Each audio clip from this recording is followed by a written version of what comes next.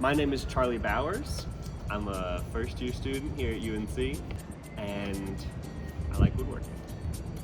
I got into woodworking a couple years ago. I've always been like a very outdoorsy person, and I live on a farm and things need to get made, and so it just kind of connected with me as like wood as the medium that made the most sense to my brain, and it's just been a passion for a real long time.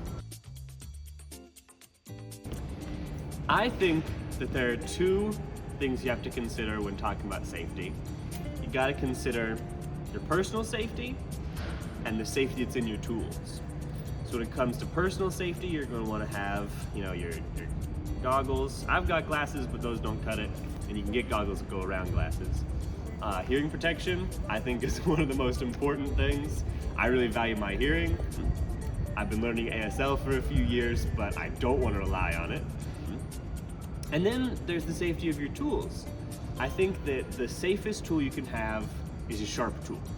People get real scared of your sharp edges, but that's, in my opinion, kind of a mischaracterization of the tool.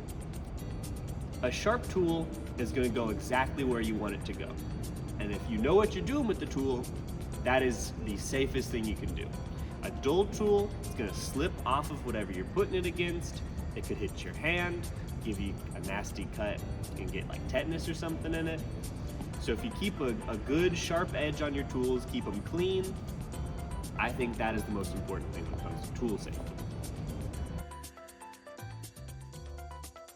The project I'm working on right now, I have right here, it's gonna end up being kind of a key bowl. So, you walk in, you've got like a little table next to your door and you go, end of the day, drop my keys off. It's made out of a tree of heaven that grew pretty large somewhere on UNC's campus, I'm not quite sure. It's got a really interesting kind of cut to it. I did very little to the cut.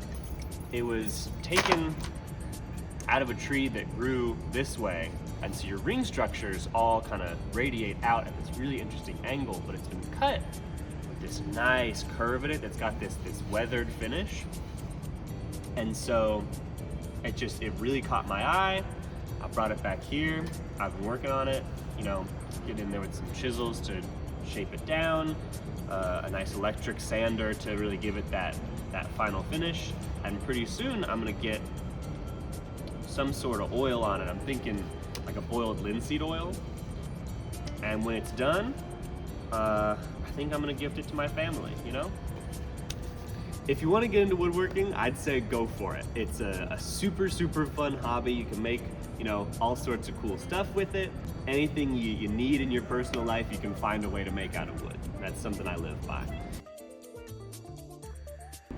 Everyone's got something that you can use to woodwork.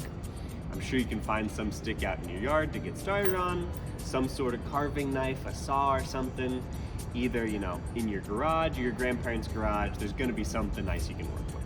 And I'd say go for it, it's super fun.